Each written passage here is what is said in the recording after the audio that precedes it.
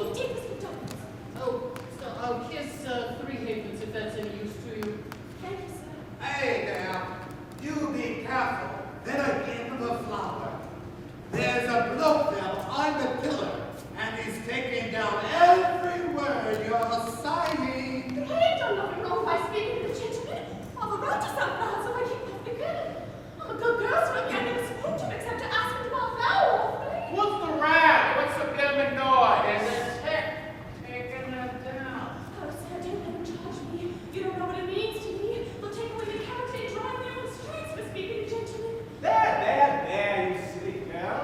Who's hurting you? What do you take me for? Well, my Bible, oh, I never said a word. Oh, shut up. Do I look like a policeman? Then what did you take down the words for? Now, I know what you took them down by. You just show me what you wrote about me. What's that? Oh, that ain't proper Bible. I can't read that. I can. I say, Captain, quiet now, poor girl.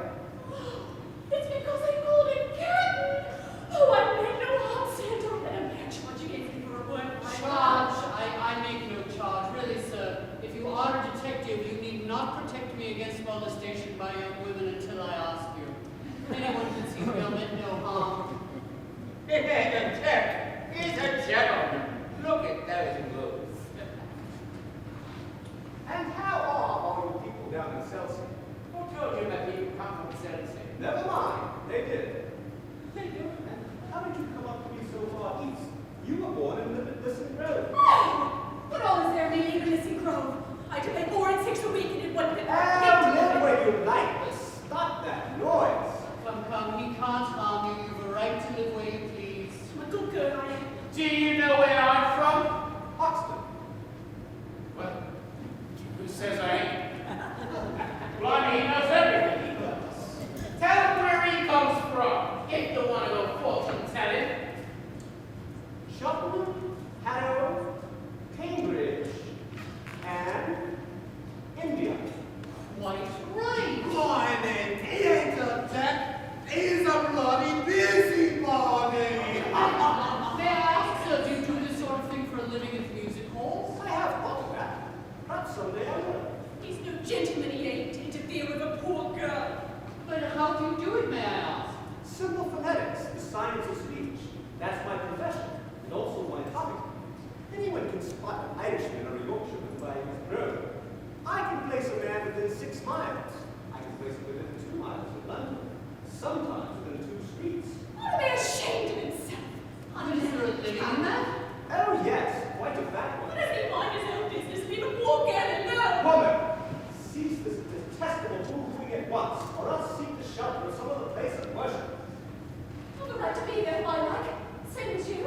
A woman who utters such depressing and disgusting noises has no right to be anywhere, no right to live. Remember, you are a human being with a soul and the divine gift of articulate speech, that your native language is the language of Shakespeare and Milton and the Bible. And don't sit there crooning like a bilious pigeon. Look at her, the prisoner on the gutters, condemned by every syllable she utters. By which should be taken out and up for the cold-blooded murder of the English tongue. Heavens, what a nerve.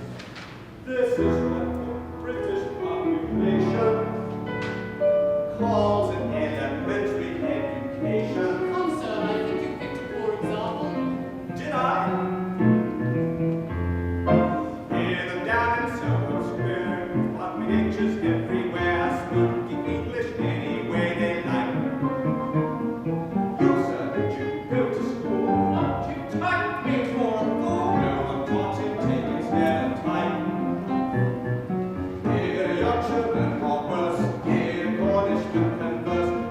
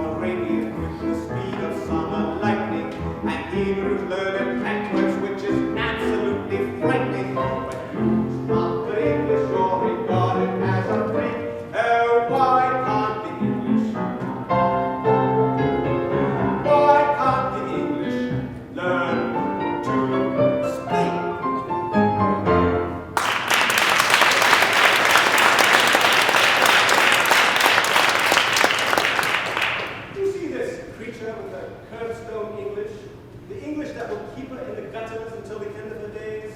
Well, sir, in 6 months I could pass her off as a duchess at an embassy ball. I could even get her a place as a lady's maid or shop assistant, and that requires better English. Here, what's my sign? Yes, you squashed cabbage leaf, you disgrace to the noble architecture of these columns, you incarnate insult to the English language. I could pass you off as the Queen of Sheba. Taxi? Oh, you don't believe that, Ken? Well, anything is possible. I myself am a student of the Indian dialect. Are you? Do you know Colonel Pickering, author of spoken Sanskrit? I am Colonel Pickering.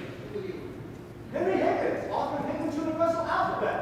I came from India to meet you. I was going to India to meet you. Higgins. Pickering!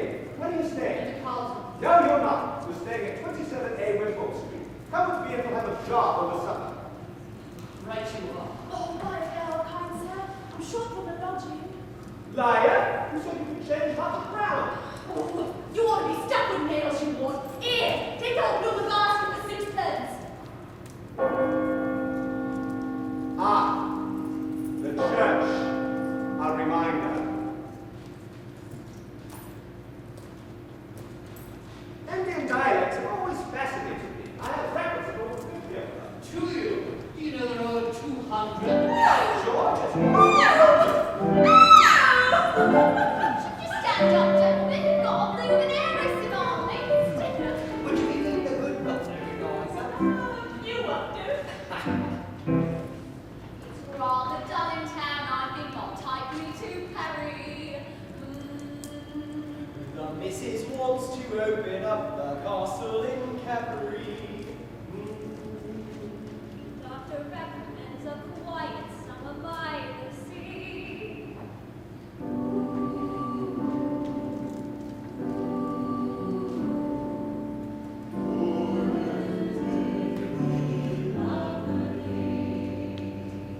What are you bound for this pretty guy's appearance? All I want is somewhere far away from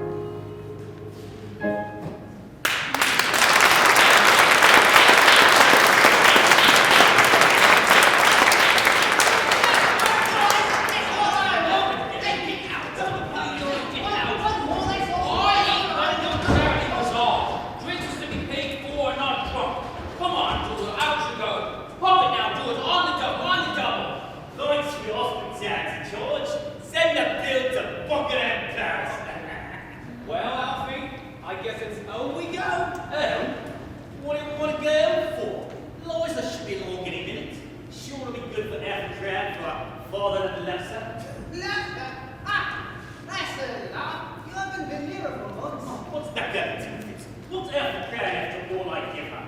When did you ever give her anything? Anything? I gave her everything. I gave her the greatest gift any human being could give to another. Life. I introduced her to this air world with all its wonders and marvels. This lovely planet with the sun that shines and the moon that glows. I walked through on a fine spring night, the whole ruddy city of London, to roam around sending her blooming flowers. I gives her all that, and then I disappears. And I leave her on her own to enjoy it. Now, that ain't what half the crowd. Take up my nuts and give her what for. You got a good heart, Alfie, but if you want that apple crap from Eliza, you better have a good story to go with it. Eliza, what a surprise! Not a brass ball. Oh, come on, Eliza. You won't have to walk Simeon to your stepmother without a bit of liquid protection now, would you? Stepmother? Huh, stepmother indeed. Oh, what's the matter? It's me that suffers by it. I'm a slave to that woman, just because I ain't a lawful husband. Come on, Eliza. Slip your dagger crap in there, huh? Well, I ain't a bit in luck myself tonight. So here. George, 3 glorious beers! Don't keep coming round helping no friends with me. Thank you, Eliza. You're a noble daughter. You see, boys, I tell you not to go out. It's just faith, help, and a little bit of luck. The Lord above gave man and all of mine. So he could do his job and care for Sharon. The Lord above gave man and all of mine. But with a little bit of luck, with a little bit of luck, someone else would do the big work. With a little bit, with a little bit, with a little bit of luck, you'll never work. The Lord above made liquor for temptation, to see if man could turn away from sin. The Lord above made liquor for temptation, but with a little bit of luck, with a little bit of luck, when temptation comes, you give right in. With a little bit, with a little bit, with a little bit of luck, you give right in. Oh, you can walk all straight and narrow, but with a little bit of luck, you run amok. The gentle sex was made for man to marry, to share his mess and see his food is cooked. The gentle sex was made for man to marry, but with a little bit of luck, with a little bit of luck, you can have it all and don't get hooked. Here we go, with a little bit, with a little bit, with a little bit of luck, you won't get hooked. With a little bit, with a little bit, with a little bit of moving on. Shut your face down there! Out along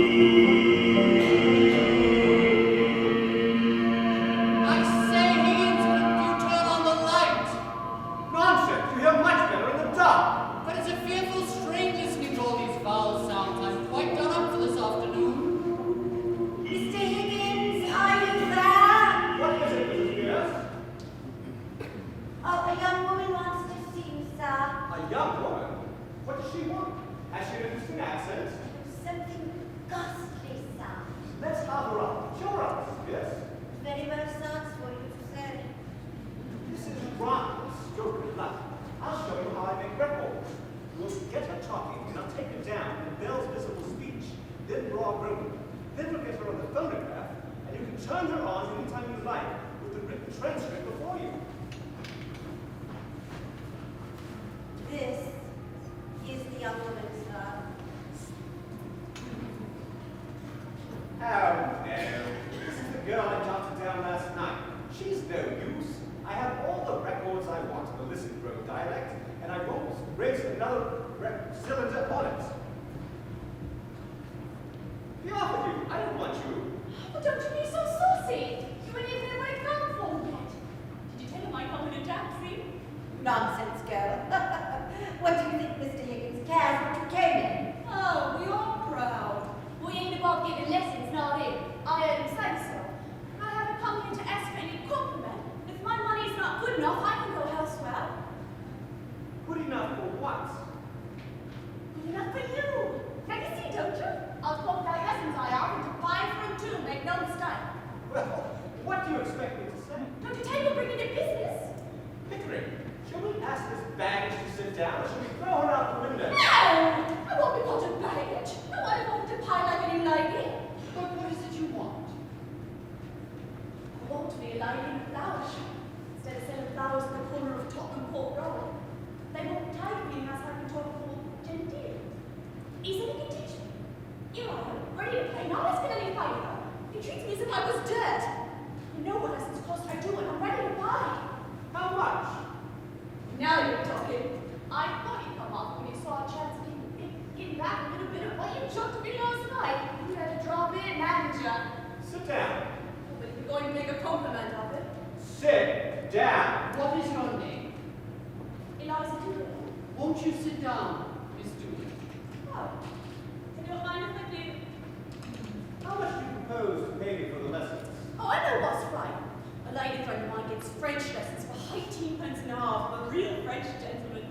Now, you wouldn't have the face to go and ask me the same for teaching me my own language as you would for French, so... Well, I won't give more than a shilling. Take it or leave it.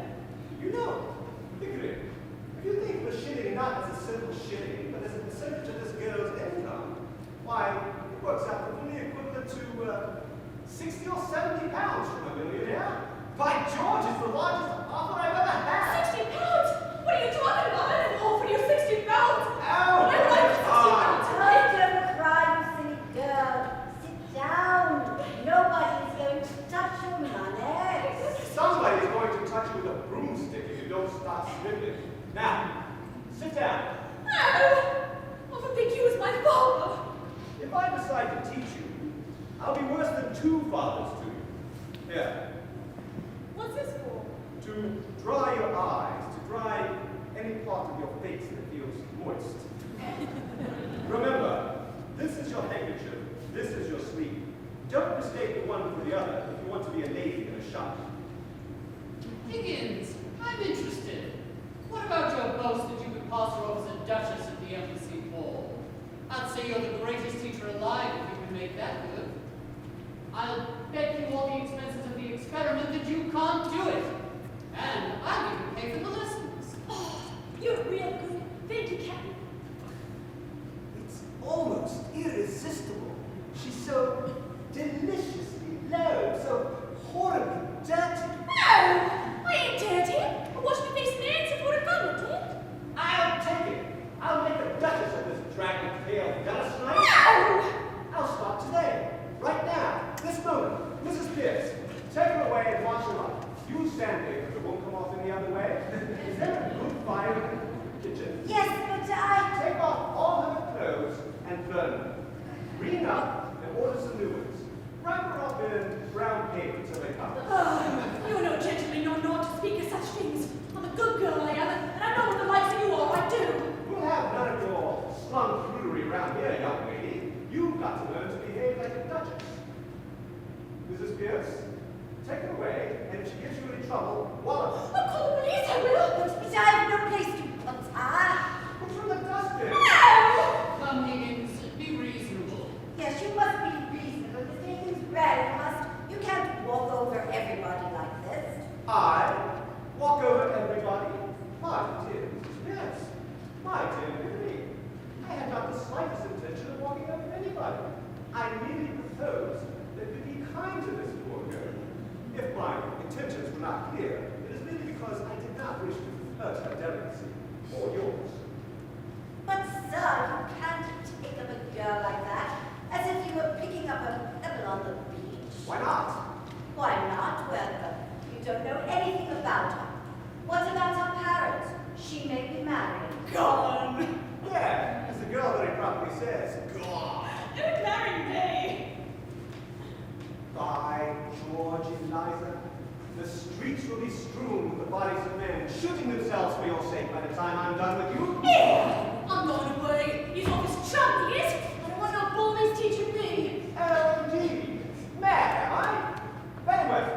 No need to water the clothes, Mrs. Pierce. Throw her out. Stop, Mr. Higgins. I won't allow it. Go home to your parents, girl. I ain't got no parents. There. She ain't got no parents. So what's all the fuss about? The girl doesn't belong to anybody, and she's of no use to anybody but me. So take her upstairs. But what's to become of her? Is she to be paid anything or to be sensible, sir? What on earth would she want with money? She'll have her food and clothes. She'll only drink if you give her money. Oh, you are a brute. It's a lie. Nobody ever saw a sign of liquor on me. Oh, sir, you're a gentleman. Don't let him speak to me like that. Higgins, does it occur to you that the girl may have some feelings? Oh, no. No, I don't think so. No feelings need bother her. Do you, Madam Eliza? Mr. Higgins, I must know on what terms the girl is to be here. What is to become of her after you have finished your teaching? You must look ahead a little, sir. What is to become of her if I leave her in the gutters? Mrs. Pierce, answer me that. That is her own business, Mr. Higgins, not yours. Well, after I'm done with her, we'll throw her back into the gutter, and then it will be her business again. So that's all right then. You've no feeling of it in you. You don't care for nothing but yourself. Here, I've had enough of this. I'm going away. Eliza! Have a talk. How do I know I might be in them? That a girl's being drugged by the like of you. That's a good thing. I'll leave that. And who you got? You have boxes of arrows. Every day. You'll live on them, eh? I wouldn't have eaten it. Only you're too ready not to take it out of the mouth. Think of it, Eliza. Chocolates, and taxis, and gold, and diamonds. No, I don't want no gold, no diamonds. I'm a good girl, I am. Excuse the interruption, Higgins, but Mrs. Pierce is quite right. If this girl is to put herself in your hands for the next 6 months for an experiment in teaching, she must understand thoroughly what she is doing. Eliza, you will live here for 6 months, learning to speak beautifully, like a lady. If you're a good girl, and do as you're told, you'll sleep in a proper bed, and have money to buy chocolates and take rides in taxis. If you're naughty and idle, you'll sleep in the back kitchen with the black beetles, and Mrs. Pierce will follow you with a broomstick. At the end of 6 months, you'll be taken to Buckingham Palace, dressed beautifully, like a lady in a carriage. If the king finds out that you're not a lady, you will be taken by the police to the Tower of London, where your head will be cut off, as a warning to other presumptuous flowers. If you're not found out, you will be given a present of 7 and 6, to begin life as a lady in a flower shop. If you refuse this offer, you will be the most ungrateful and wicked girl, and the angels will weep for you. Are you satisfied, Pickering? Could I have put it any simpler or fairer, Mrs. Pierce? Come with me, Eliza. Thank you, Mrs. Pierce. One more off the bat, huh? You're a great brute, you are. I won't stay here if I don't like. I won't let nobody wallop me. Don't answer that, girl. I would have known I was getting myself in for. I wouldn't have come up here in the first place. I've always... In 6 months, in 3 months, if she has a quick ear and a good tongue, I can pass her off as anywhere as anything. I'll make a queen of that barbarous wretch. Forgive the bluntness, Higgins, but if I'm to be in this business, I shall feel responsible for the girl.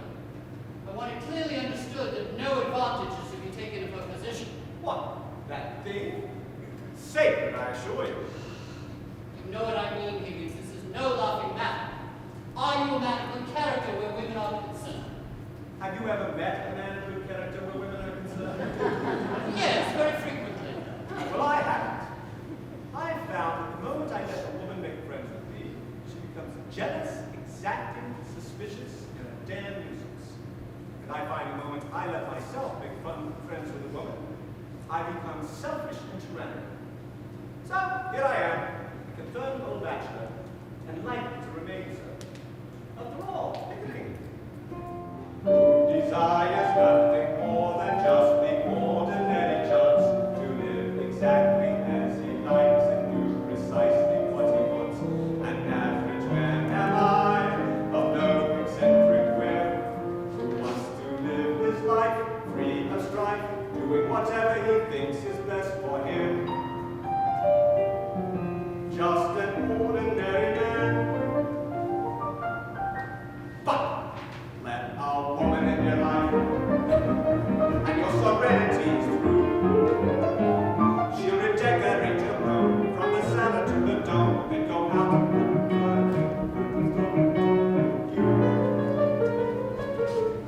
Let a woman in your life, and you are up against the wall. Make a plan, you'll find you said something else at night, and so rather than to hide something else that neither likes at all. You want to talk of Keats or Milton, he only wants to talk of love. You go to see a play or ballet, and spend it searching for her glove. Let a woman in your life, and you invite her to strife. Let them buy their wedding bands for those anxious little hands.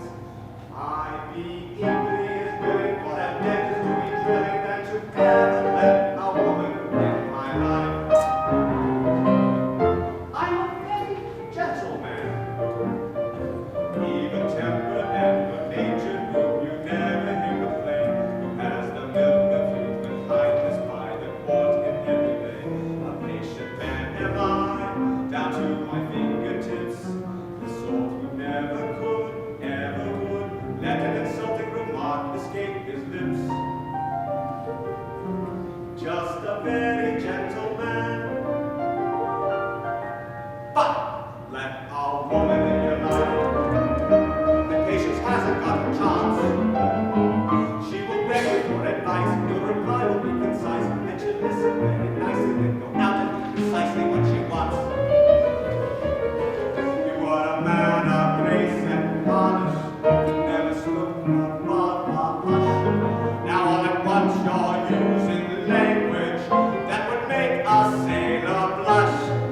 Let a woman in your life, and you are plunging in the knife. Let the others of my sex tie a knot around their necks.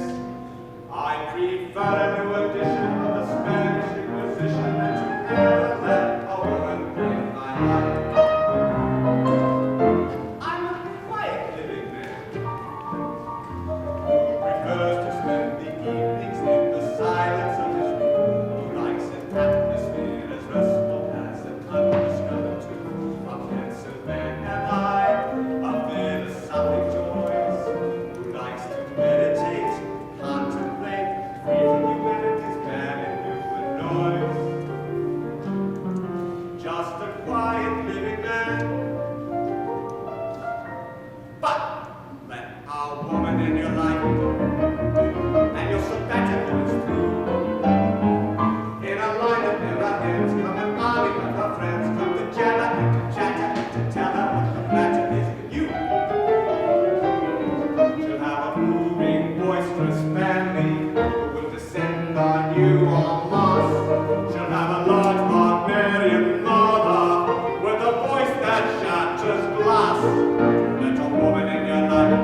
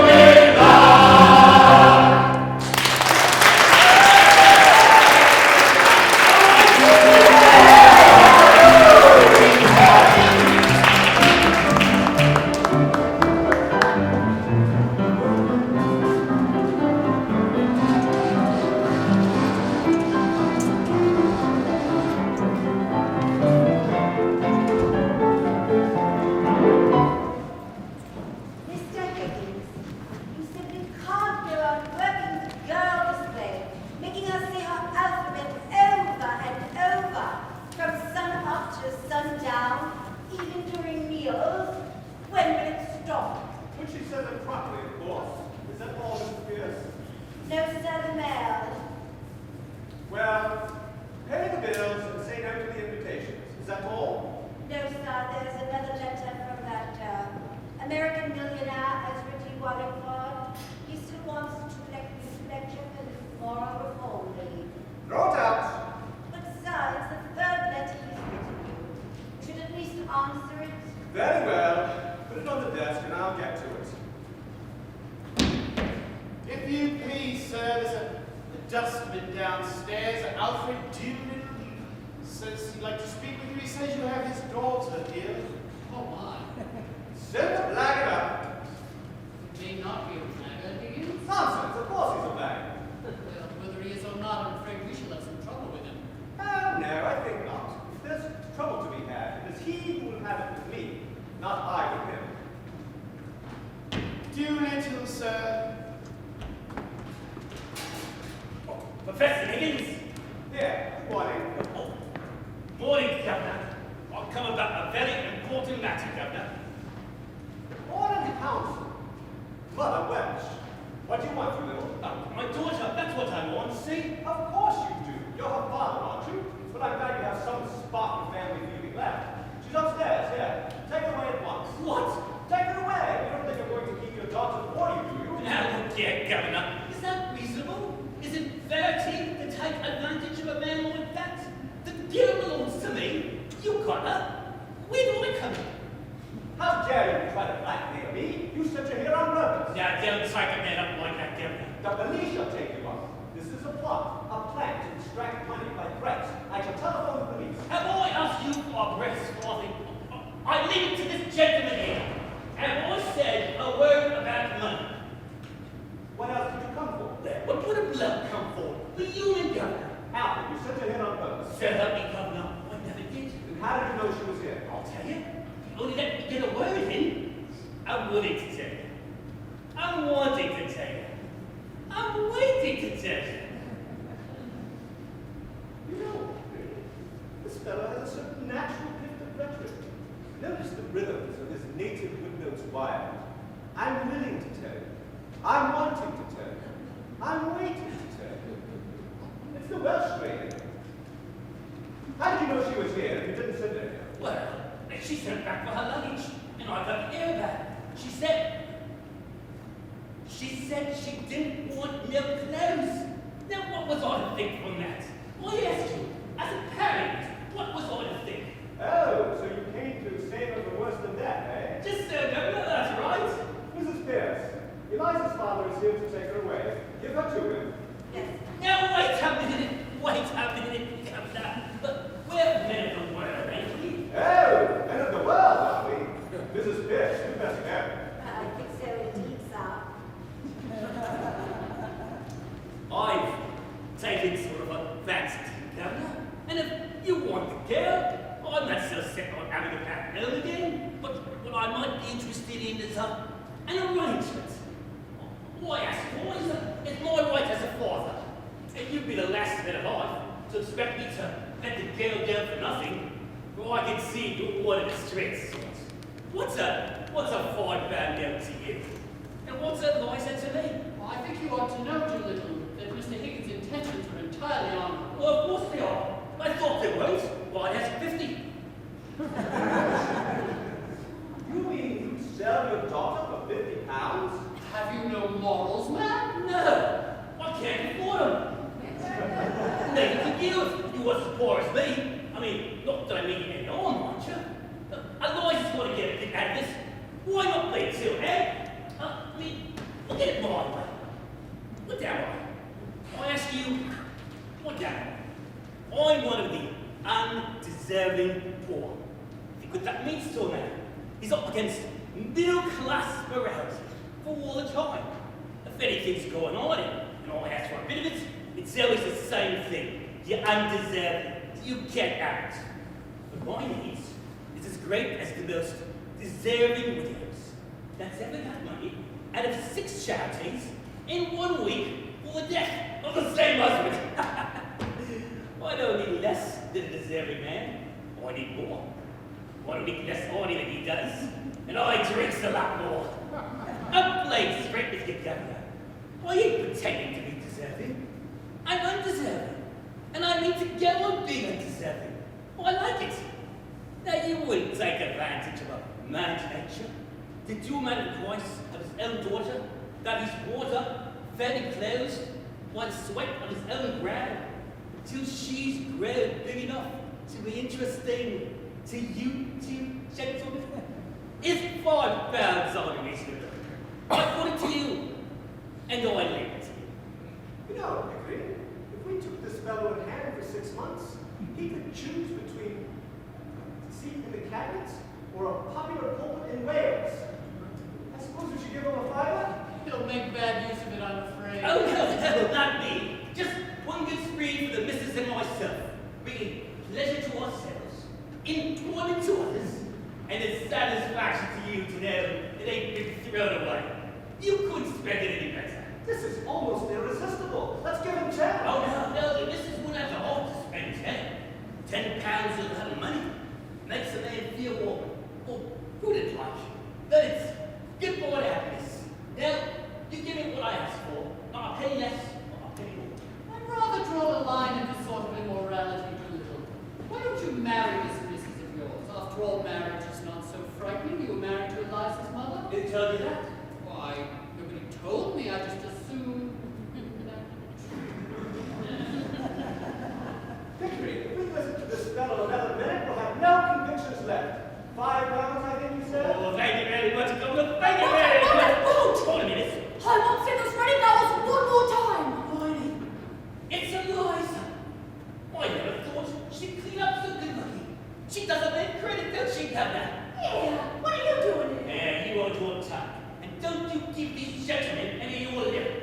If she gives you any trouble, give her a few licks and straps. That's the way to improve our minds. Well, good morning, gentlemen. Cheerio, Eliza.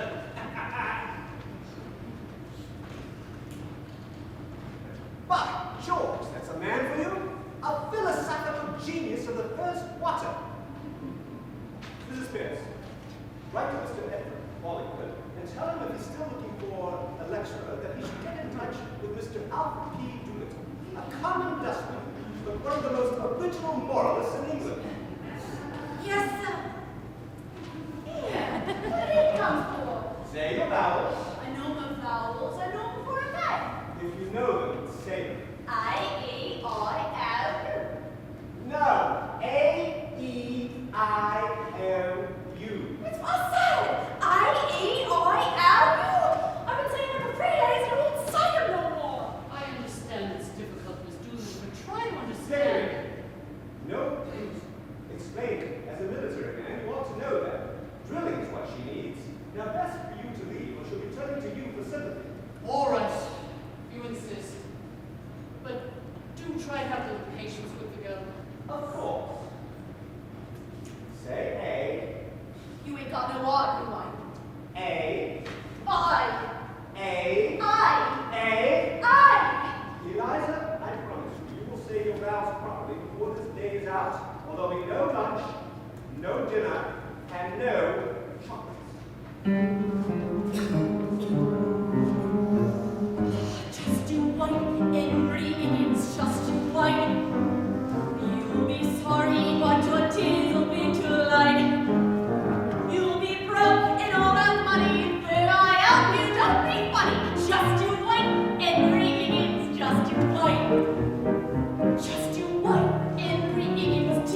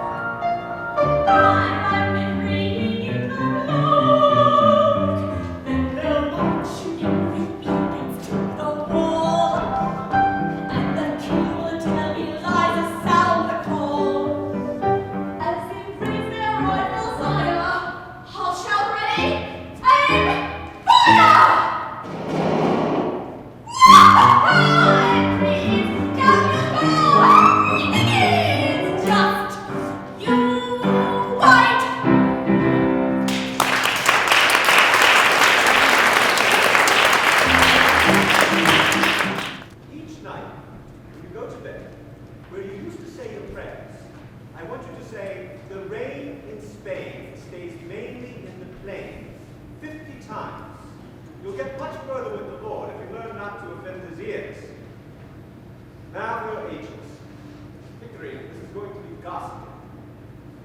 Come, Higgins, give the girl a chance. Of course. No one thinks she gets it right the first time. Now watch closely, Eliza. You see this flame? Every time you say your H, the flame will waver. Every time you drop your H, the flame will stay stationary. That's how you'll know you've done it correctly. In time, your ear will learn to hear the difference. Now, repeat after me. In Hartford, Hannaford, and Hampshire, hurricanes hardly ever happen. In Auckland, Ayrton, and Hampshire, hurricanes hardly ever happen. No idea at all. Should I do it over? No, please, no. We have to start at the very beginning. Do this. Ha, ha, ha, ha. Ha, ha, ha, ha. Go on, go on. Ha, ha, ha, ha. Is the same true in the peculiar habit of dropping a letter like the letter H and then putting it where it doesn't belong, like hever instead of ever? You'll notice that some of the Slavic peoples, when they learn to speak English, do the same thing with the letter G. So they'll say linja instead of linga, and then they'll turn around and say ginga instead of ginger. I wonder why that is. I must look it up. Well, go on, go on.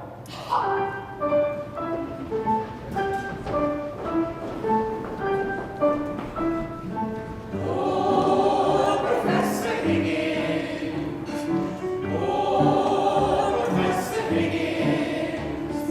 Night and day he slays away. Oh, poor Professor Higgins. All day long on his feet, up and down until he's numb. Doesn't rest, doesn't eat, doesn't touch the ground. I love you.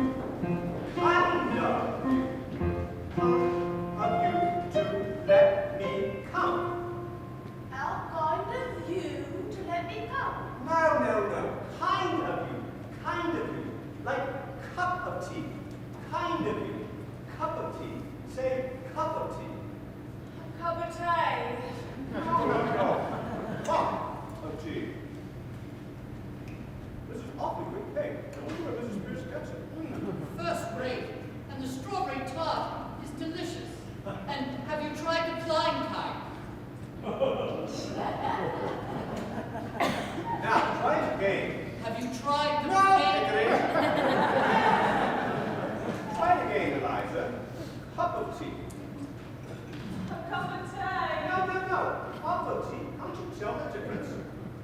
Push your tongue forward so that it squeezes against the top of your lower teeth. Now say cup. Cup. Now say up. Oh. Cup. Up. Cup.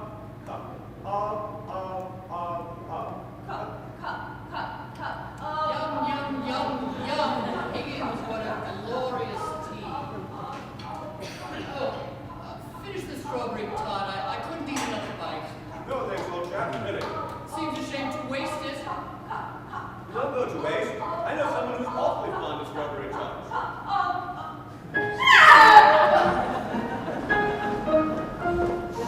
Oh, Professor Higgins.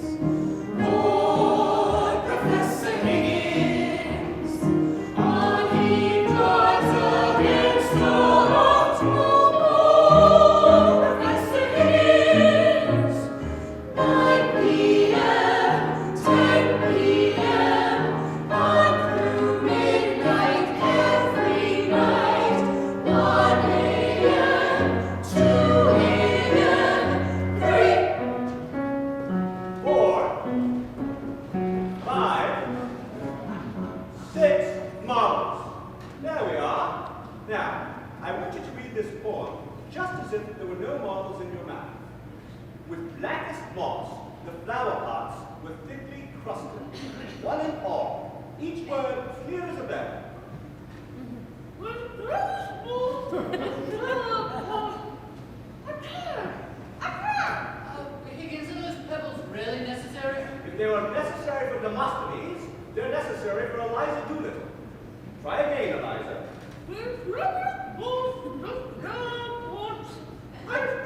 I cannot understand a word, not a word. Say, Higgins, perhaps that poem is too difficult for the girl. Why not try a simpler poem, like The Owl and the Pussycat, and I'll cut it down for the poem. Pickering, I cannot hear the girl. What's the matter? Why did you stop? Oh, don't worry, I'm busy. 1, 2, 3, 4 more. Quit, Professor Higgins. Quit, Professor Higgins. Here are we, or payday, we will quit, Professor Higgins. A not I, O not thou, pounding, pounding in our brain. A not I, O not thou, don't say right, say great. The rain in Spain stays mainly in the plain. I'm so tired. For God's sake, Higgins, it must be 3 o'clock in the morning. Do be reasonable. I am always reasonable. Eliza, if I can go on with the blistering headache, you can. I have a headache too. Here. Eliza, I know you're tired. I know your head aches. I know your nerves are as raw as meat in a butcher's window. But think of what you're trying to accomplish. Think of what you're dealing with here. The majesty and grandeur of the English language. Why, it's the most precious possession we have. The noblest thoughts ever expressed or ever flowing to the hearts of men are contained in its extraordinary, imaginative, and musical mixture of sounds. That's what you're trying to conquer. And conquer it with. Now, try again.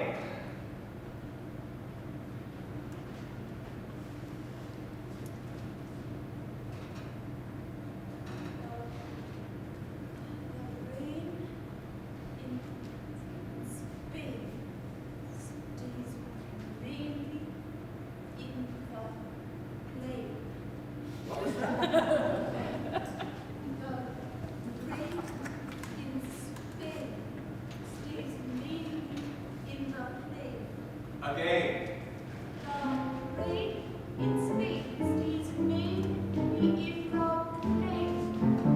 She's got it. I think she's got it.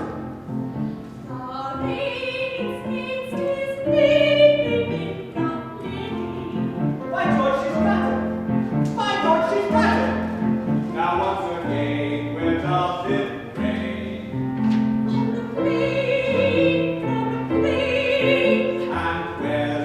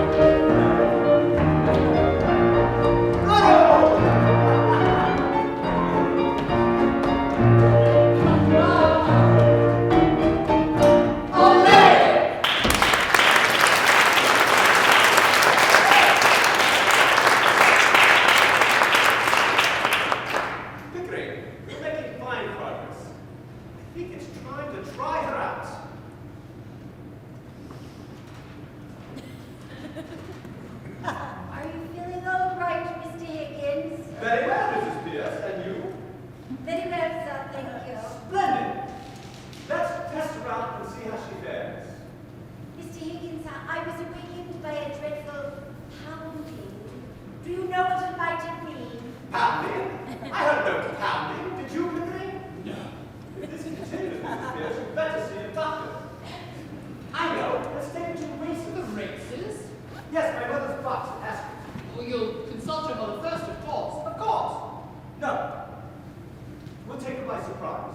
Let's go straight to bed, and first thing in the morning, we'll buy her a gown. Continue your work, Eliza. Where does one buy a lady's gown? White days, of course. How did you know that? Common knowledge. Is it? Well, we mustn't buy us anything too flowery. I despise those gowns with the sort of weed here and a weed there. Something simple, modest, and elegant is what's called for. Perhaps with a sash. That's right. But sir, it's early in the morning. What better time to work than early in the morning? You have all been working much too hard, and strain is beginning to show. Eliza, I don't care what Mr. Higgins says. You are to put down your books and go to bed. I couldn't go to bed. My head's too light to try to settle down. Sleep, sleep. I couldn't sleep tonight. Not for all my jewels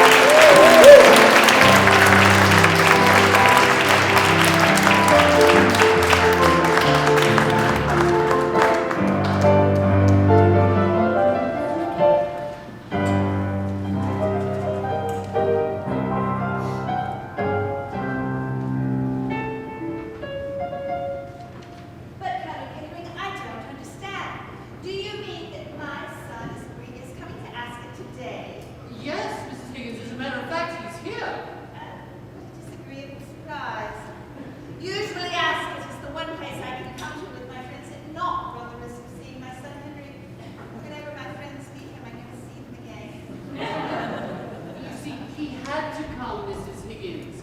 He's taking the girl to the annual embassy ball, and he wanted to try her out first. I beg your pardon. You know, the annual embassy ball. I know the ball, but what girl? Didn't I mention that? No, you did not. It's quite simple, really. See, one night, I went to Covent Garden Opera to see one of my favorite operas, Aida. And as I was coming out, you know, they didn't do Aida that night. No, they did Gotterdammerung instead. I'd never heard Gotterdammerung. By George, it's all right. When that tenor chap comes out... Oh, as I was coming up, I met your son Henry, who in turn met Miss Doolittle, who now lives with Henry. Yes, with Henry. Is it a love affair? Heavens, no, she's a flower girl. He picked her up off the curbstone. Yes, Higgins said to me, Pickering, you see this girl, in 6 months I can turn her into a duchess. And I said, nonsense. And Higgins came right back with, yes, I can. And I said, I'll make a bet with you, you can't do it. And I did. And he is. The horses are leaving the paddock, Mrs. Higgins. Excuse me, Mrs. Higgins, I must go fetch the girl. But, Karen, I understand that my son Henry is picking the flower we want to ask him? Yes, that's it precisely, Mrs. Higgins. Jolly good. Jolly good, Mrs. Higgins. Charles, you'd better stay close to the car. I may be leaving abruptly.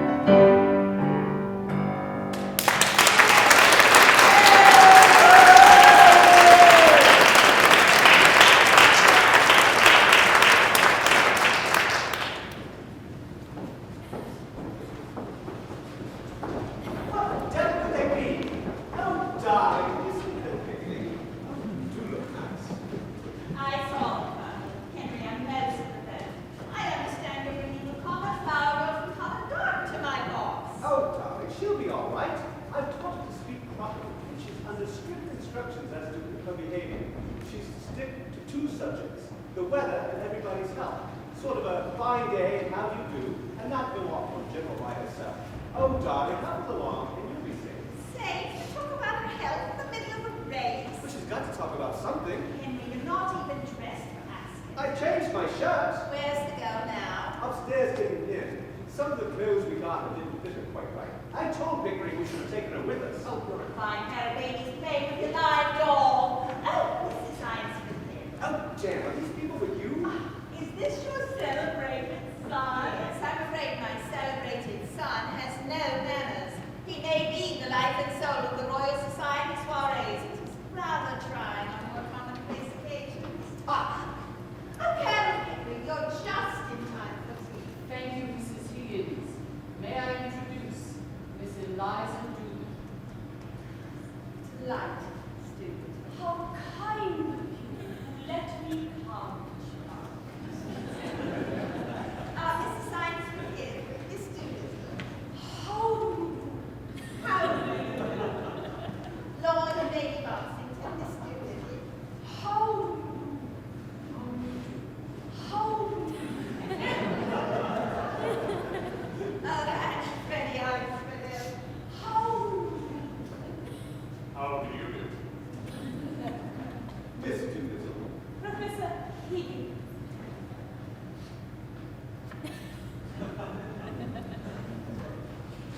The first race was very exciting, Miss Doolittle. I'm so sorry you missed it. We need rain, do you suppose? Oh, the rain in Spain stays meaning. But in Hartford, Hereford, and Hampshire, hurricanes hardly ever happen there. Oh, how awfully funny. What is wrong with that, young man? I bet I got it right. Smashing. I do hope we don't have any of those unseasonably cold spells. Oh, because of such terrible influenza. Our whole family is so accepted. My aunt died of influenza, so they said. But it is my suspicion they done the old woman in. Good love. Why should she die of influenza when she come through diphtheria right about the year before? Quite blue that she was. They all thought she was dead.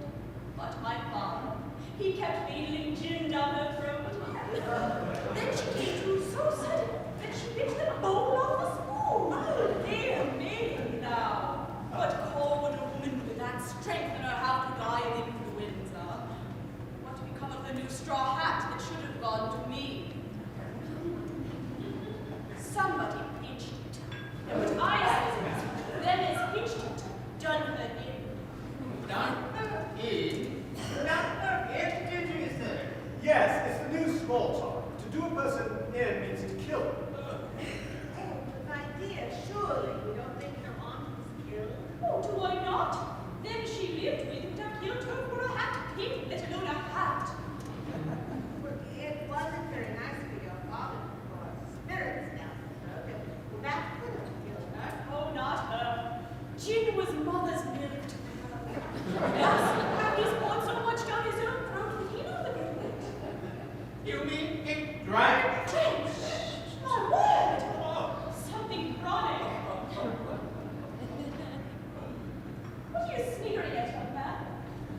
The new small talk. You do it so awfully well. Well, if I was doing it proper, then what was you laughing at? Have I said anything I ought? No, my dear. Oh, that's a mercy anyhow, but I always say... Excuse me, Mrs. Higgins, is there enough time to place a bet on the next race? I'm afraid not. I have a bet on number 7. I should be so happy if you would take it. Would have enjoyed the race ever so much more. That's very kind of you. His name is Dover. And they are again, lining up to run. Now they're holding steady, they are ready for it. Look, it has begun. Come on,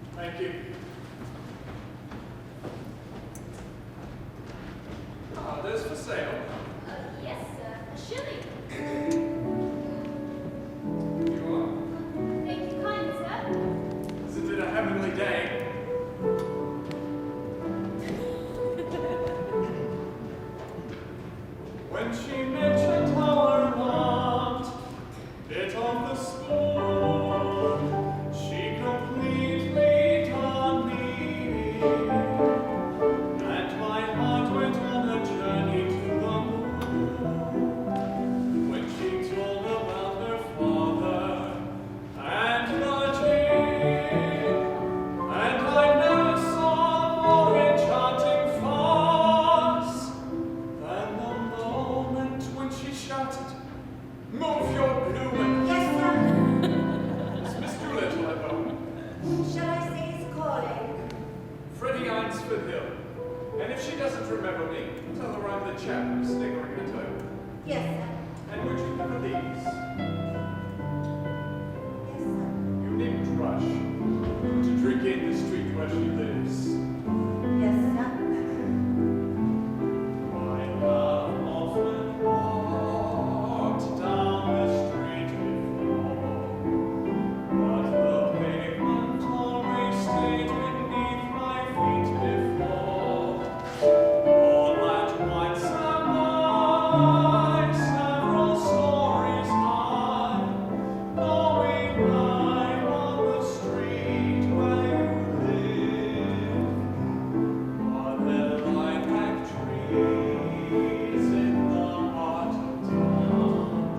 Can you hear a lark and on the part of town?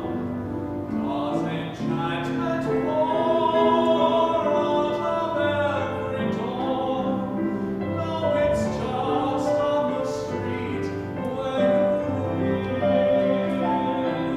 And the towering feeling just to know somehow you are near. The overpowering feeling that any second you may suddenly appear. People stop and stare, they don't love me.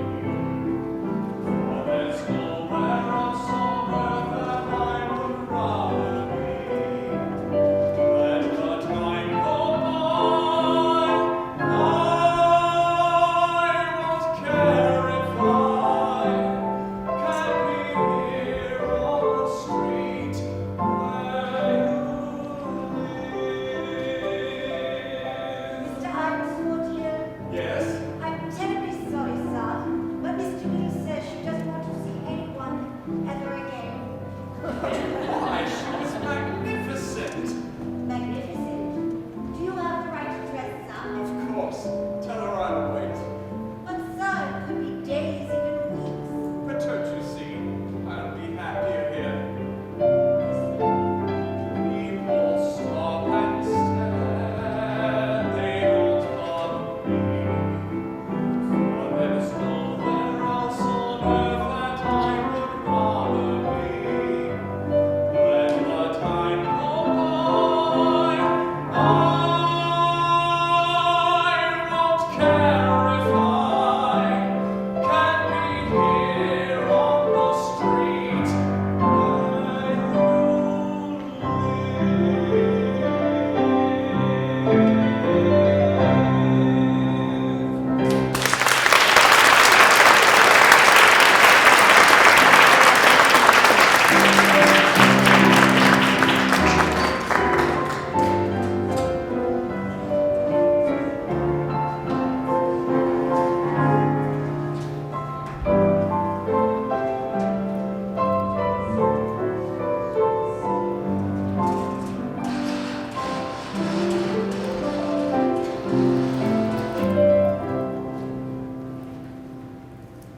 Higgins, if there is any mishap tonight, if Miss Doolittle should suffer any embarrassment whatsoever, it is on your head alone.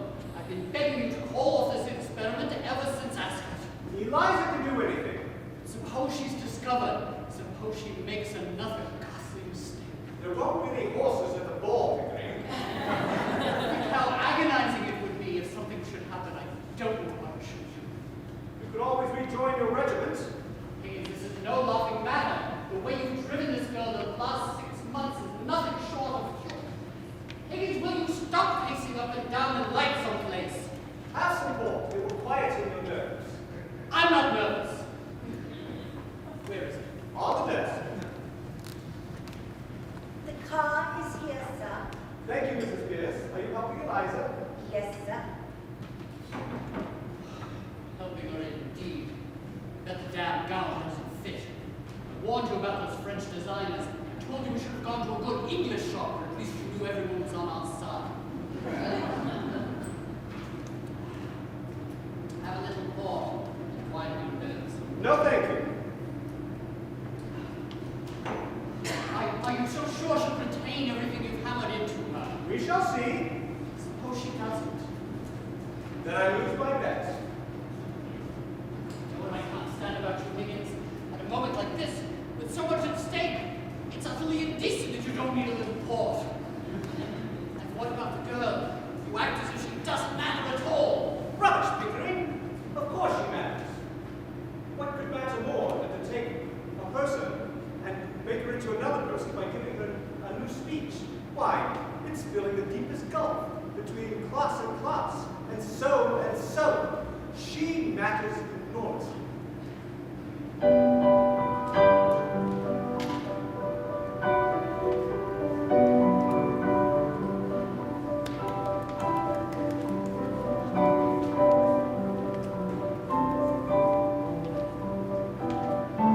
Miss Doolittle, you look beautiful.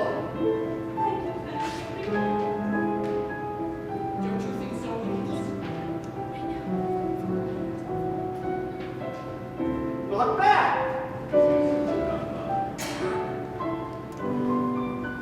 Not bad at all.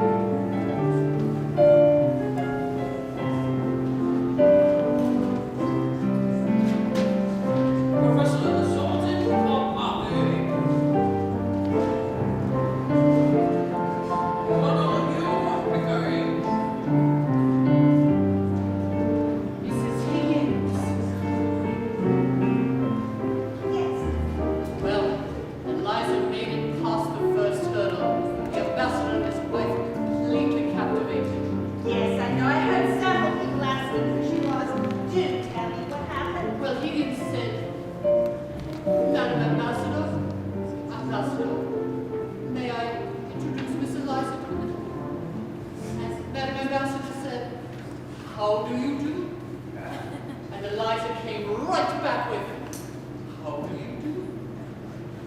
Was that all? Oh, no. When it was my turn, both the ambassador and his wife said to me, Colonel Pickering, who is that captivating creature with Professor Higgins? And what did you say? Well, it caught me off a bit. I had to pull myself together. And I said, Miss Eliza? That was the thinking fellow. Mrs. Higgins, do you think Eliza will make it? Oh, I do hope so. I've grown so terribly fond of that girl. Professor Henry Higgins. Ah, Maestro! Maestro! You remember me? Now, who the devil are you? I am your pupil, your first, your best, your greatest pupil. I'm Sultan Carpati, that marvelous boy. You teach me phonetics, I make your name famous throughout Europe. You cannot forget me. Why don't you cut your hair? Ah! I am not your imposing present, your figure, your brow. If I cut my hair, no one will notice me. Where did you get all those gold coins? These are decorations for language. The Queen of Transylvania is here this evening. I'm indispensable to her, Eliza.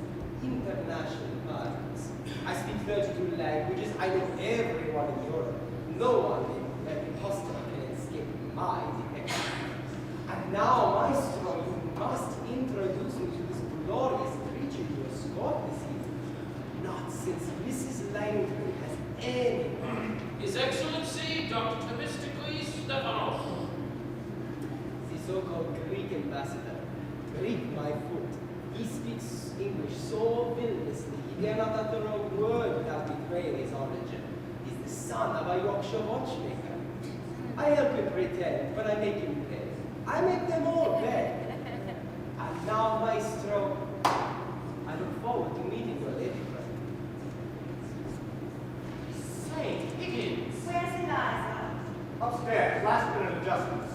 But Higgins, I say, perhaps we should collect Eliza and leave immediately. Do you think it wise to stay, Henry? Stay? Why not? Miss Eliza Doolittle.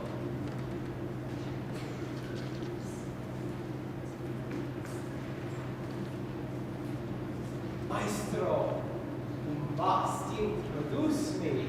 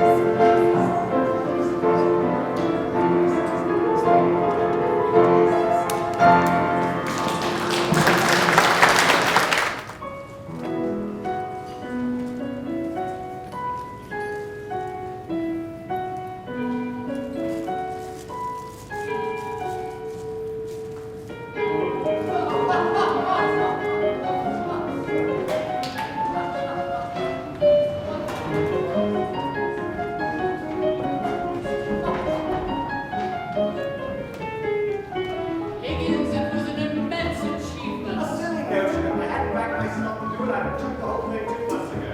Absolutely fantastic. Not tomfoolery. Oh, Higgins, I salute you. Nonsense. The silly people don't know their own business.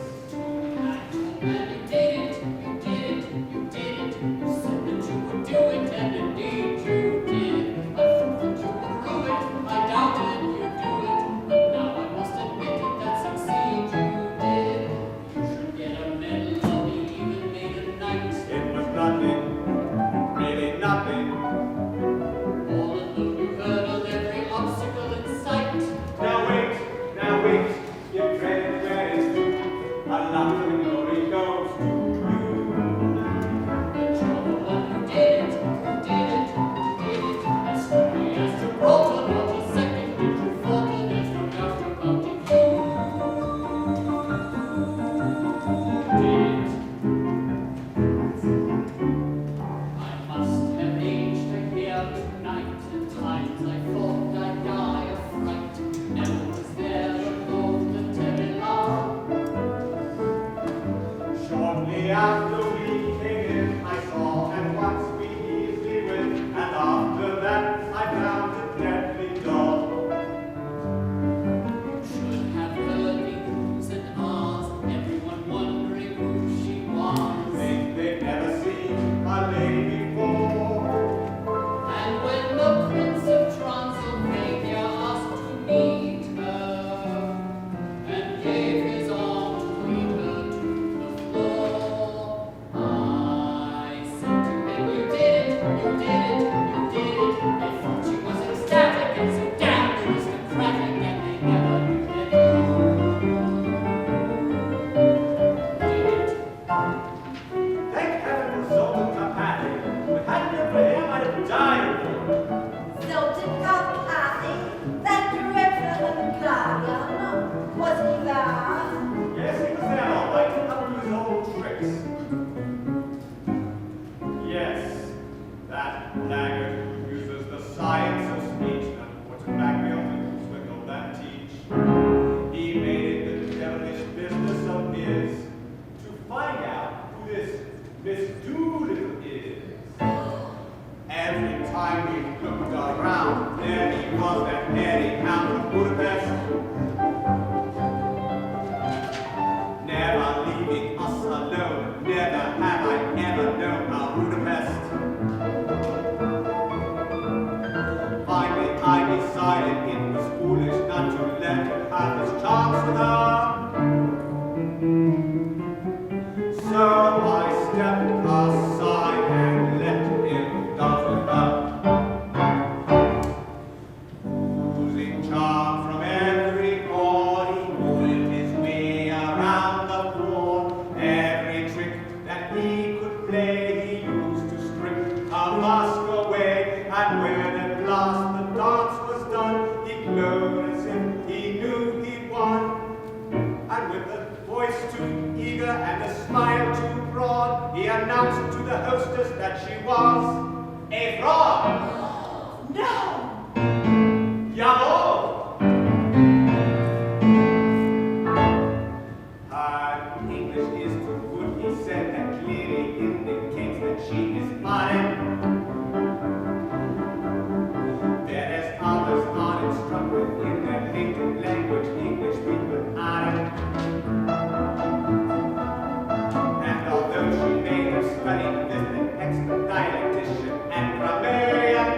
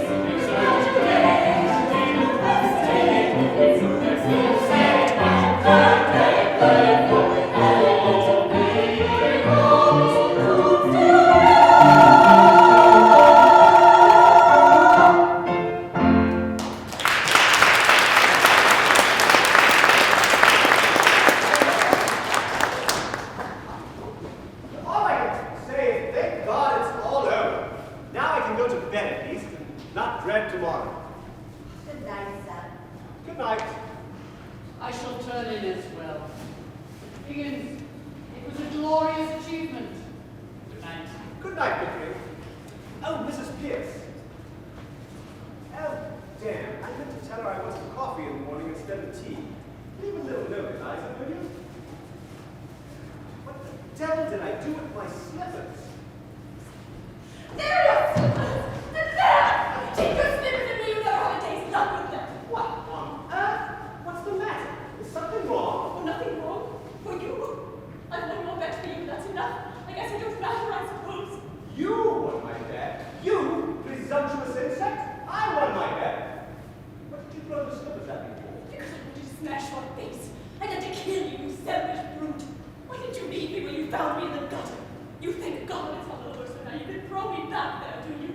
Oh, so the creature is nervous after all. Ah! Claws in, you cat! How dare you show your temper at me? Sit down and be quiet. What's to become of me? What's to become of me? How the devil do I know what's to become of you? What does it matter what becomes of you? Oh, you don't care. I know you don't. I'm nothing to you. Not so much as them slippers. Those slippers. Those. I didn't think it made any difference now. Why are you suddenly going on like this? May I ask if you could explain your treatment here? No. Has anyone behaved badly toward you? Colonel Pickering, Mrs. Pierce? You don't pretend I have treated you badly. No. Oh, I'm glad to hear it. Perhaps you're just tired after the strain of the day. Have a chocolate? No. Thank you. I suppose it's only natural that you'd be anxious. But it's all over now. There's nothing more to worry about. No, nothing more for you to worry about. Oh, God, I wish I was dead. But why? They'll explain why. Eliza, listen to me. All this irritation is purely subjective. I don't understand. I'm too ignorant. It's all in your imagination. Nothing's wrong. Nobody's hurting you. May you go to bed and have a good night. Then, when you look in the glass in the morning, you should first have a cry and say your prayers. That will make you comfortable. I heard your prayers. Thank God it's all over. Well, don't you thank God it's all over? Now you're free and do as you like. What am I fit for? What have you left me fit for? Where am I to go? What am I to do? What's to become of me? Oh, so that's what's worrying you, is it? Well, I shouldn't bother about that if I were you.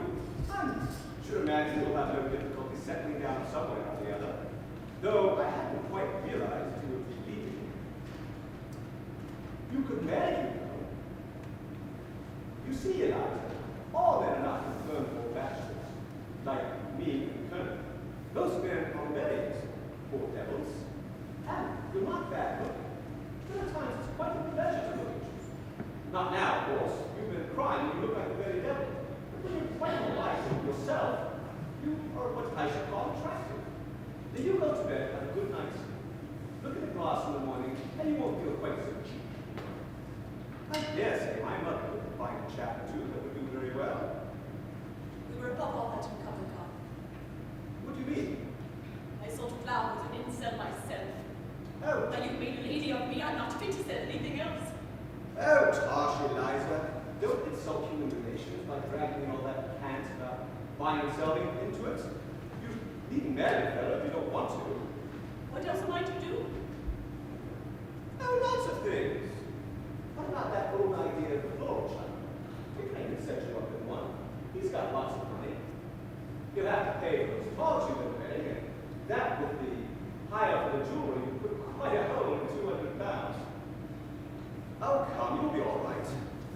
I must be off to dinner. Damn it. By the way, I was looking for something. What was it? The slippers. Oh, yes! You shied them at me.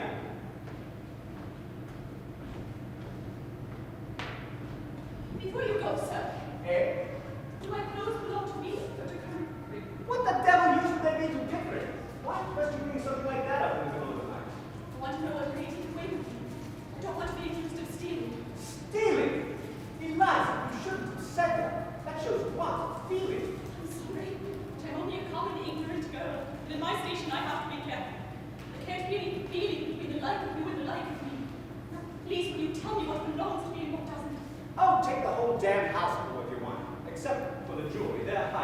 Does that satisfy you? Stop, please. Here, take these to a room and keep them safe. I don't want to run the risk of their wings. Oh, very well. These belong to me instead of the jeweler. I ran them down your ungrateful throats. This really isn't the jeweler's. It's the one you want me in front. I don't want it now.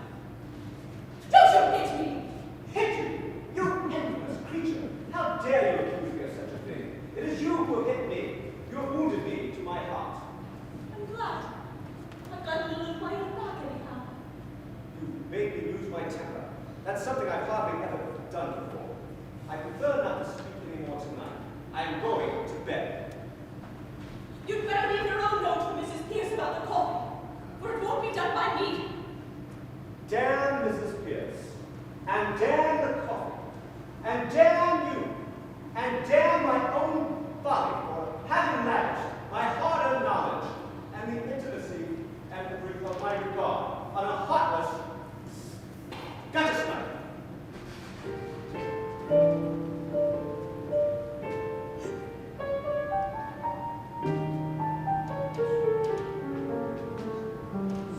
Just you wait. It really is just you wait.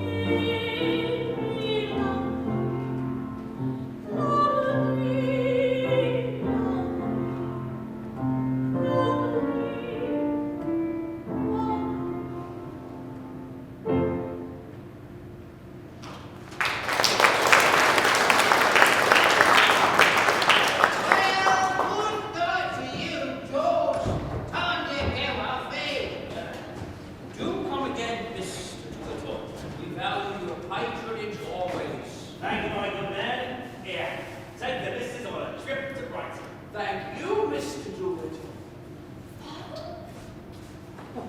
You see, Harry, he sent her back to spy in my misery. Me own flesh and blood. Well, I'm miserable, all right. You can tell him that's right. What are you talking about? What are you all dressed up for? As if you didn't know. Go on back to that Wimpole Street devil. Tell me what he's done to me.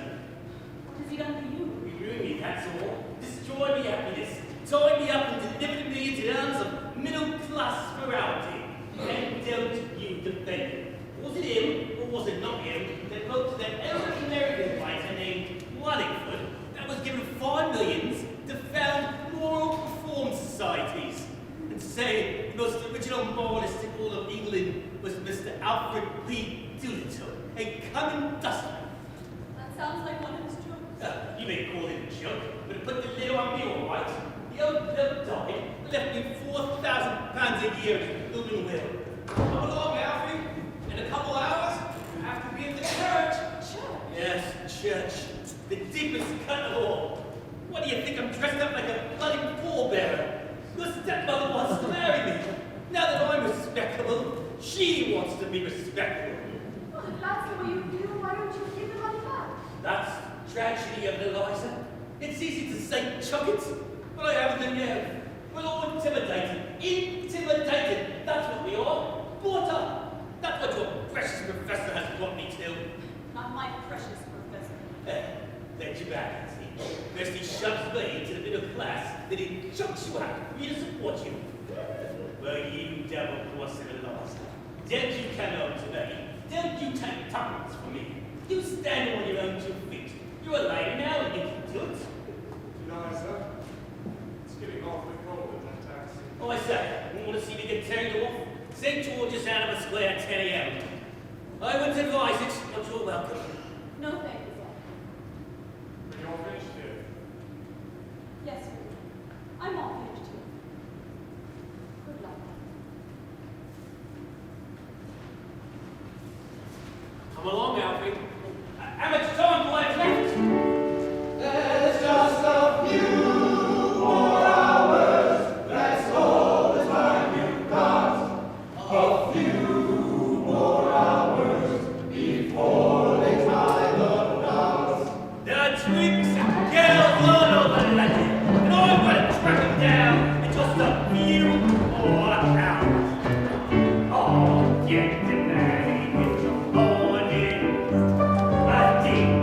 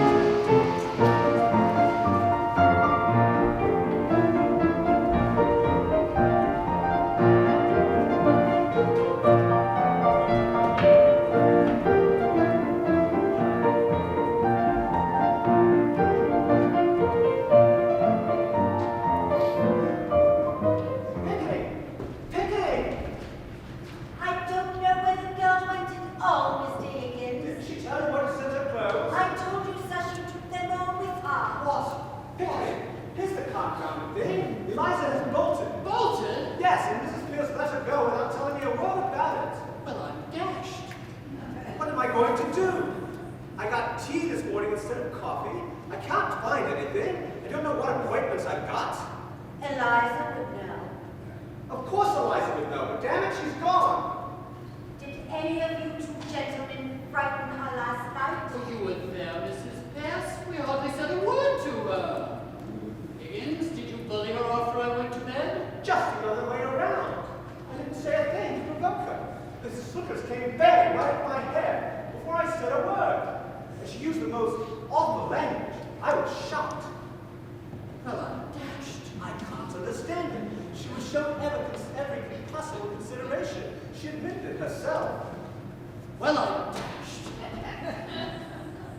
Could you stop being dashed, damn it, and do something? What? Call the police. What are they there for heaven's sake? But sir, you can't give Eliza's name to the police, as if she were a thief or a lost umbrella. Why not? I want to find her. The girl belongs to me. I paid £5 for her. Quite right.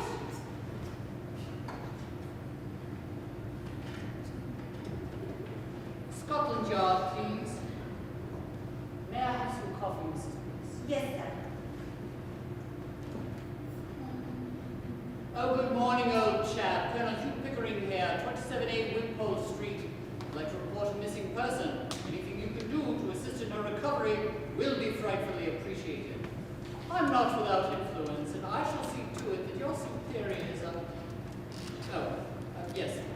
Eliza Doolittle. Oh, about 21? About 5'7". Eyes? Brown! Brown. Hair? Well, it's a rather nondescript sort of color. Brown, brown, brown. Yes, you heard what he said, brown. Yes, this is her residence. Between 3 and 4 in the morning.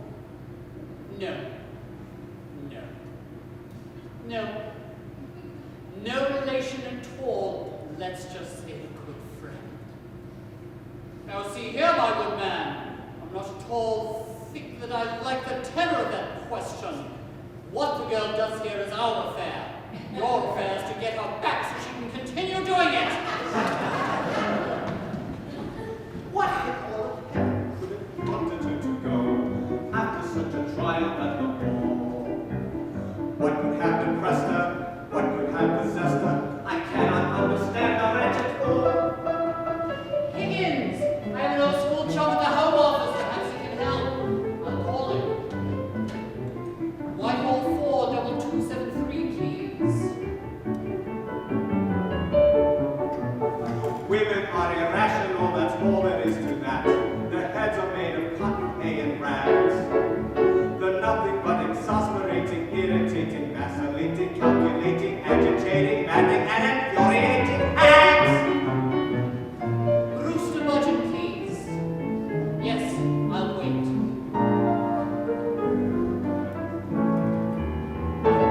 Pickering, why can't a woman be more like a man?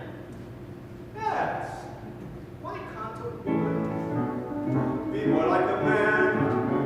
Men are so honest, so thoroughly square, eternally noble, historically fair. Who when you win will always give you back the pat. Why can't a woman be like that? Why does everyone do what the others do? Can't a woman learn to use her head? Why do they do everything their mothers do? Why can't they grow up like their fathers instead? Why can't a woman take after a man? Men are so pleasant, so easy to please.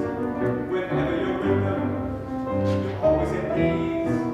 Would you be slighted if I didn't speak for hours? Of course not. Would you be livid if I had a drink or two? Nonsense. Would you be moving if I never sent you flowers? Never.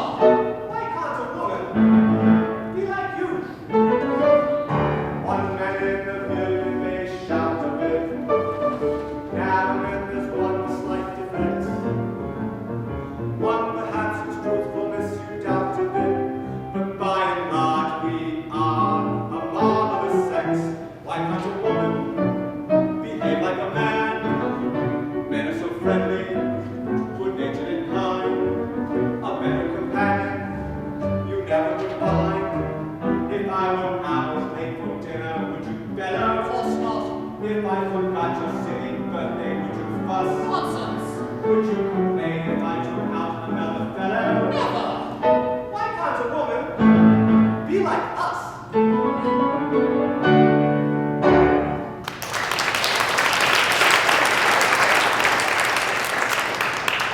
Brewster budget, please. Boozy! You'll never guess who this is. Yes, it is, by George, what a memory you've got. How are you, old fellow? It's good to hear your voice.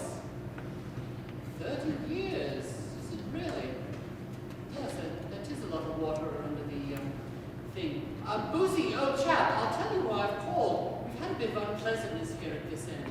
I wonder if I might come round and see you. Oh, good, good. Yes, I'll come right over. Thank you, Boozy.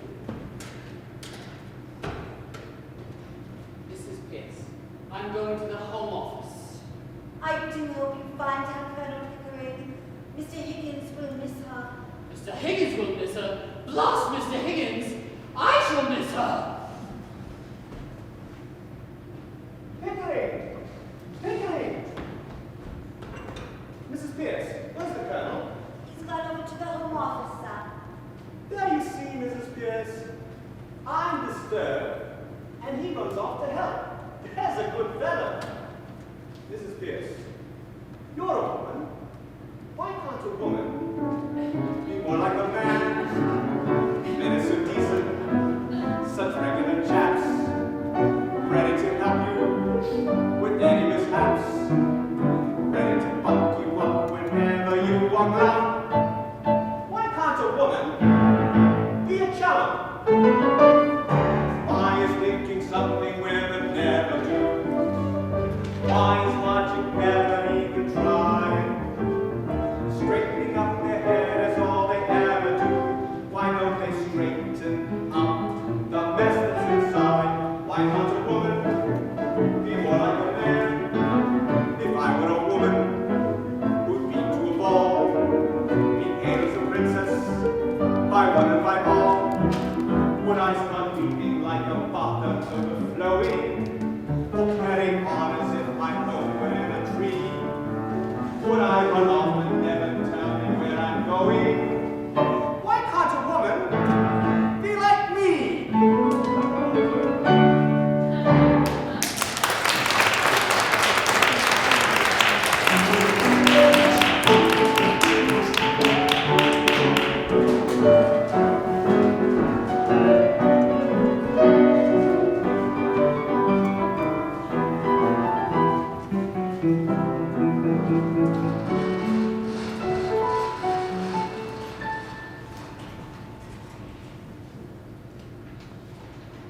Do you mean to tell me that after you did this wonderful thing for them without a single mistake, they just sat there and didn't say a word to you? Didn't pet you or admire you or tell you how marvelous you've been? Not a word. That's appalling. I should not have thrown the slippers at, and I should have thrown the fire irons. Mother! Mother! I thought it wouldn't be long. No, stay where you are. Mother! Where the devil are you? Remember last night you not only danced with friends, you behaved like this. Mother! The damnedest! You! Good afternoon, Professor Higgins. How are you? Are you quite well? Am I? But of course you are. You are never ill. Would you care for some tea? Don't you dare try that game on me. I taught it to you. Now get up and come home and don't be a fool. You caused enough trouble one morning. Oh, very nicely put indeed, Henry. No one resists such an invitation. How did this baggage get here in the first place? Eliza came to see me, and I was delighted to have her. And if you don't want to behave yourself, I should have to ask you to leave. You mean I'm to put on my Sunday manners for this thing I created out of the squashed cabbage leaves of Covent Garden? Yes, Henry, that's precisely what I mean. I'll see her dead first. How did you ever learn manners with my son, Diane? It was very difficult. Had it not been for Colonel Pickering, I should have never known how ladies and gentlemen behave themselves. He always treated me as if I was something better than a common flower girl. You see, Mrs. Higgins, the difference between a flower girl and a lady is not how she behaves, but how she is treated.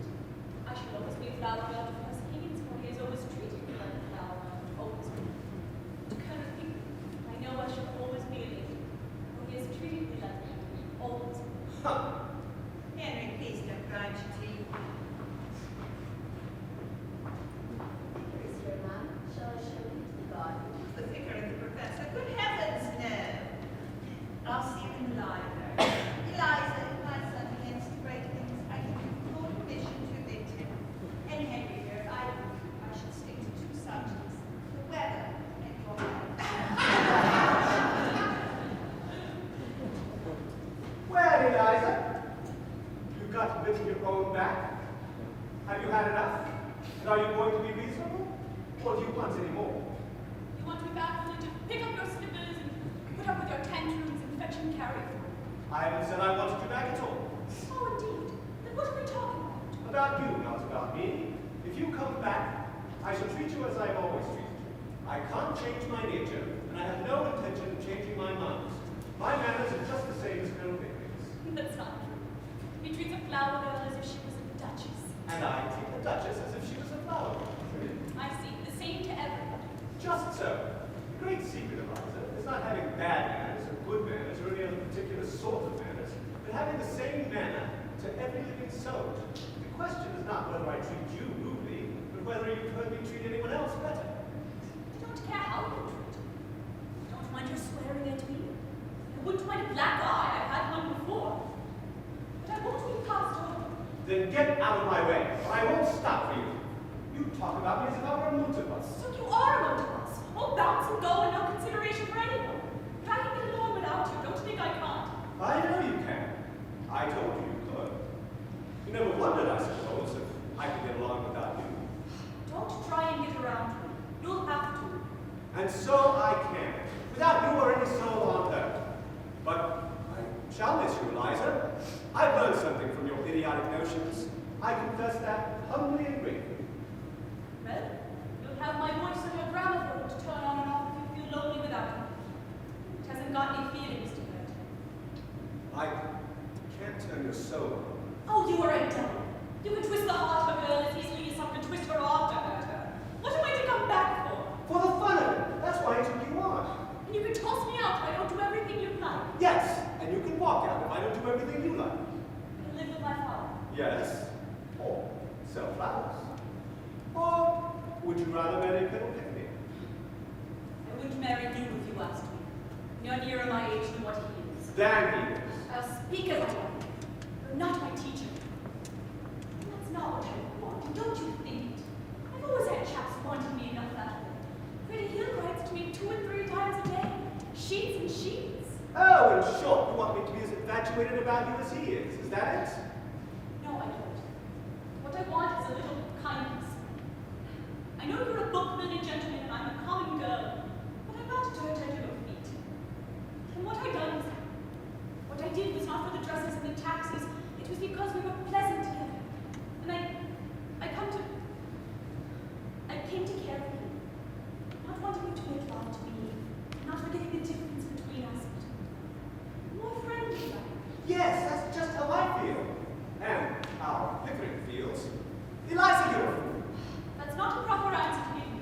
It's the only answer you're going to get until you stop being a plain idiot. If you're going to be a lady, you have to stop feeling neglected if the men you know don't spend half their time sniveling over you and the other half giving you black eyes.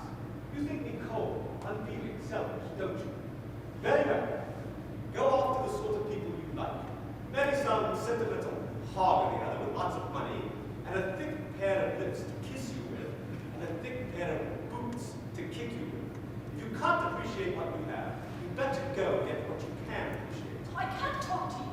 You turn everything against me. I'm always in the wrong.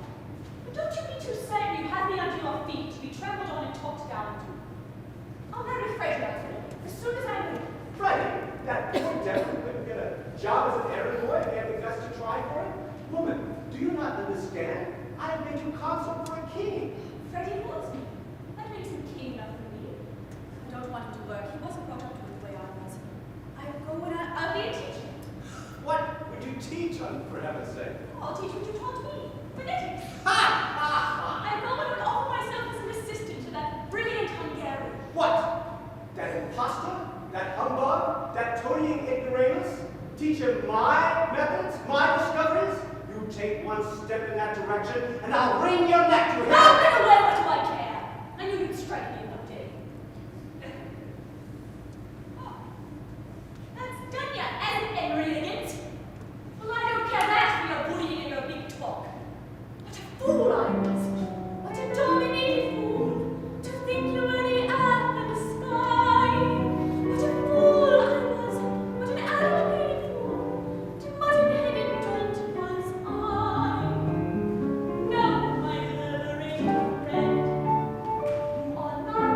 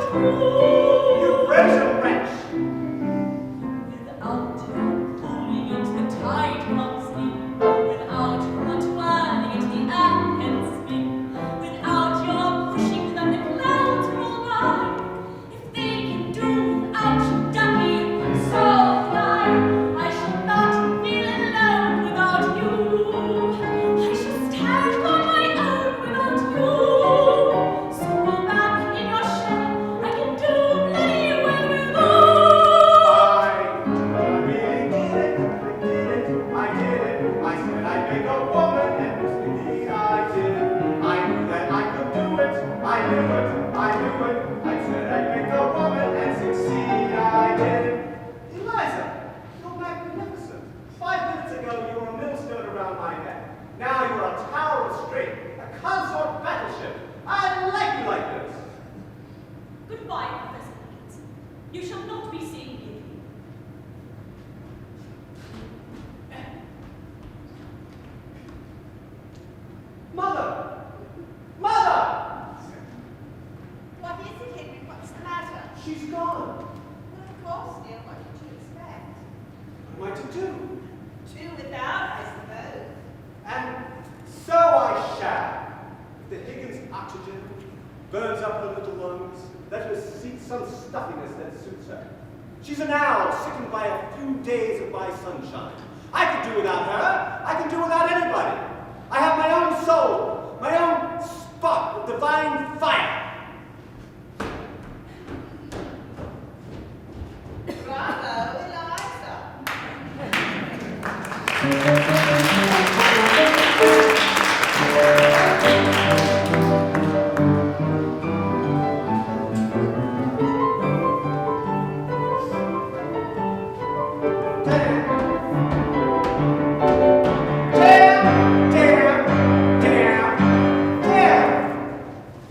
I've grown accustomed to her face. She almost makes the day begin.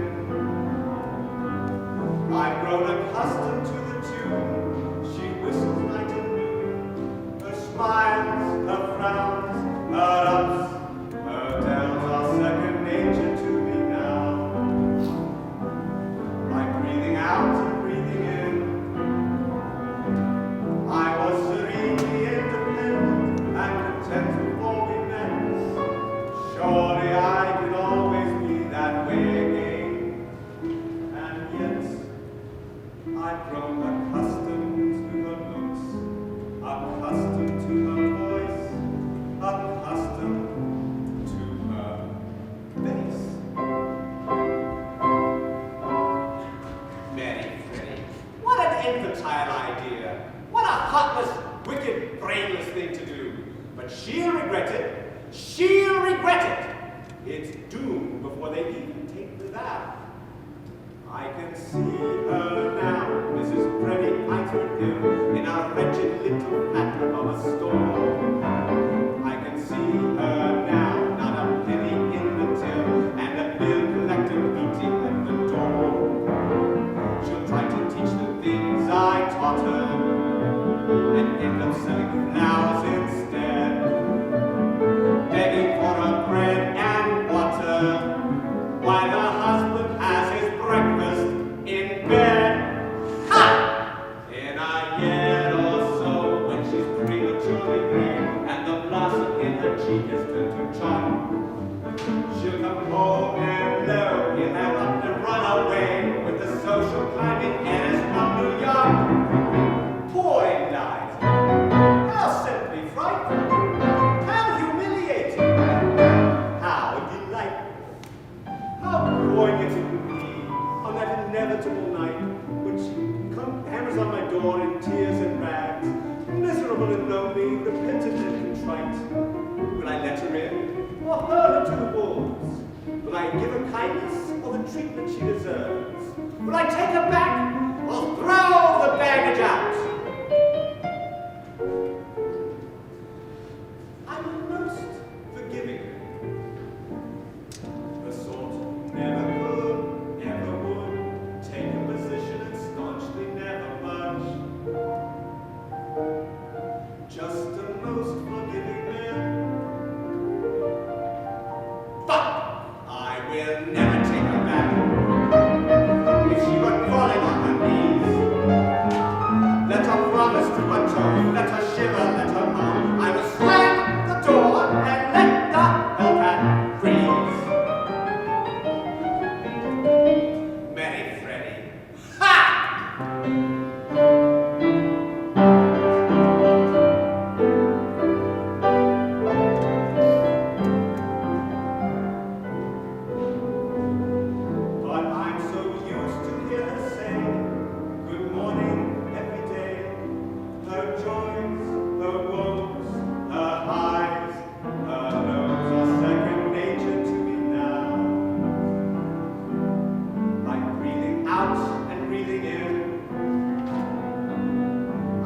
very grateful she's a woman and so easy to forget. Rather like a habit one can always break. And yet, I've grown